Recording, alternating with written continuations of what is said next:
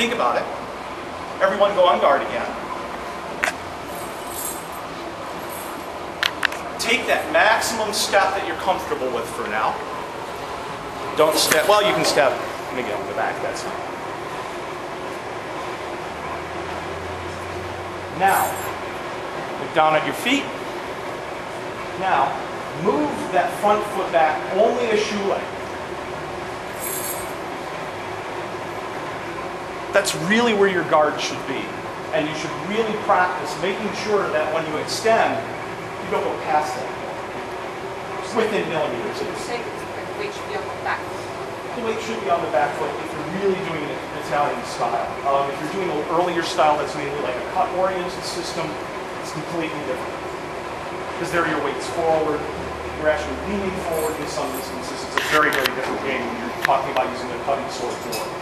And there you're looking at people like DeGrassi and earlier Durazzo, what have you. Those are all the earlier Gourmet style, really slow cutting system, more than just the point-oriented rapier game that we have now.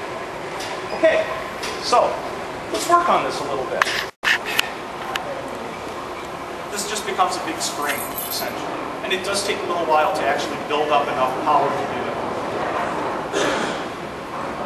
Just start and get comfortable. You can leave your feet, roughly shoulder width apart, just to get used to it. Shift that weight back. Just try and lift your foot up a little bit. And it's fine if you wind up. You don't want to put too much strain on it, though. I mean, you should be able to lift it pretty easily.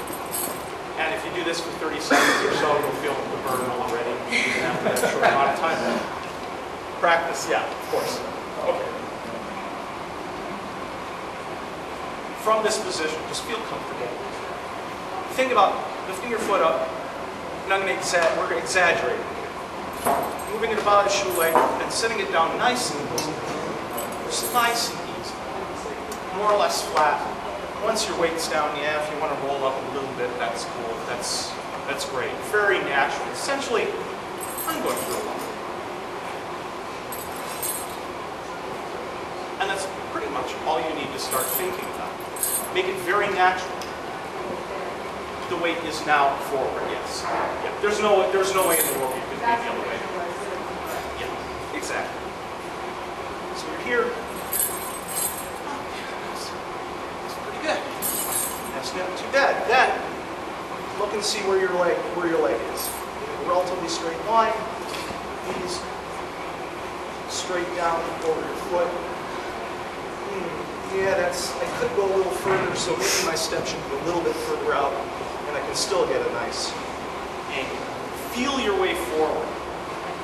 Little by little, just small little bits. You feel your way forward until you really realize that, oh yeah, there's no way I should go past this point, because otherwise I'm going to kill myself. Or lay myself out and I'm going to die if I miss. Yeah, I can lunge like this. Why in God's name would I? Thank you, brother. Boy.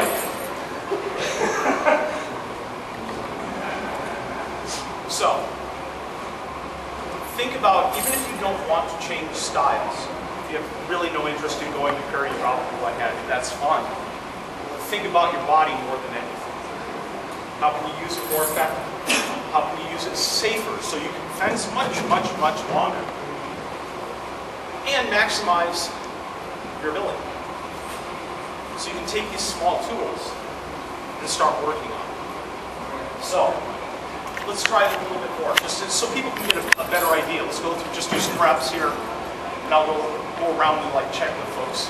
You have to make sure that if you look back, your knee is right over your foot again, that your toe is in line with you. You can, to minimize this, which what I was getting pointed here, with some of the big ones, especially Shiganki, which tends to lean back more and such. It's not real comfortable. 5–10 degrees back. Your knee now aligns more properly over it, and you get the comfort back. And it's perfectly legitimate. It's right there in a lot of plates if you actually have. Exactly. aspect. All of this was based on mathematics at the time.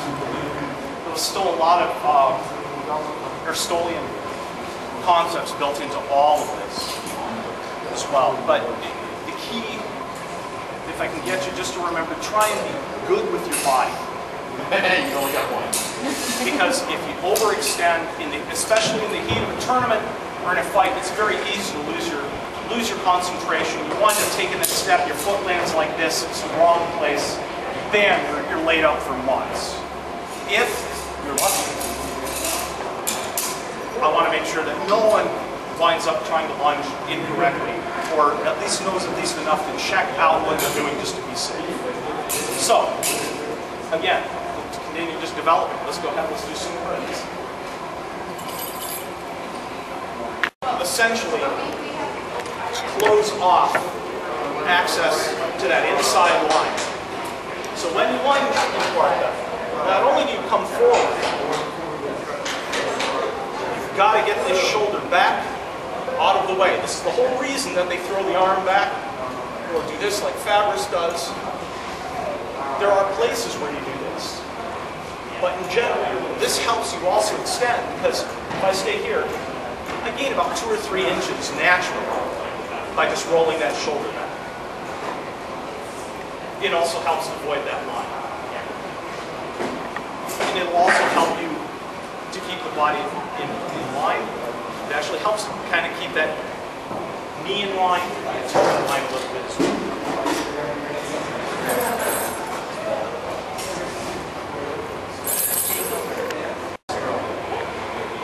This will also help you on your timing. Have you ever felt flat-footed before?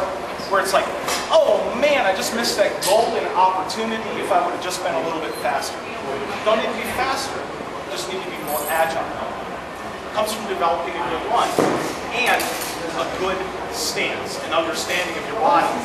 The drill. God, I hate this drill. And I am the one who brought it up.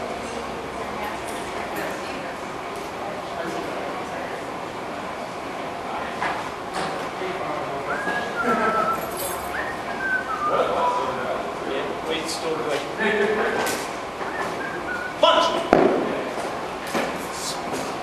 Okay. Essentially that's the drill. Back weighted stance. Start with small intervals. Stay in your stance for 15 seconds. Keep clock on the floor so you can watch it. Concentrate on every part of your body being where it needs to be. As soon as that clock hits 15 seconds, bam, lunge, recover. Do not move from your stance again. Check it. Make sure it's right. Make sure your weight's back where it's supposed to be. Make sure where everything's supposed to be. That you're right back where you need to be. Clock hits another 15 seconds. Bam! Lunge. Recover. I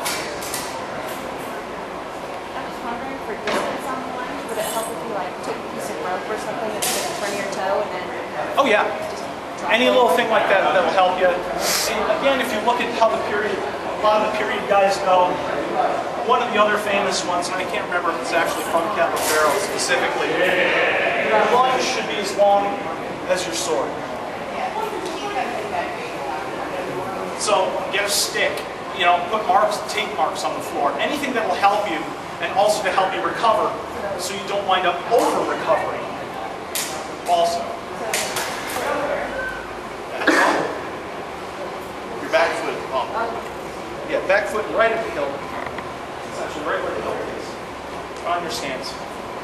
Your line should be pretty much out to where your point is. If it's not comfortable, you probably have too long of a sword. If it's too easy, you probably have too short of a sword. And again, this goes back to the whole Aristotle thoughts of how the body and the man, all how the body relates to itself in measurements and mathematics. KWAR, by the way, has a wonderful, how long is your sword? We're going off track a little bit as we think. Point resting on the floor. Back foot here, between your guard position. The palm should rest in your armpit. That's why I usually use a 45-inch blade, because it's appropriate for my body.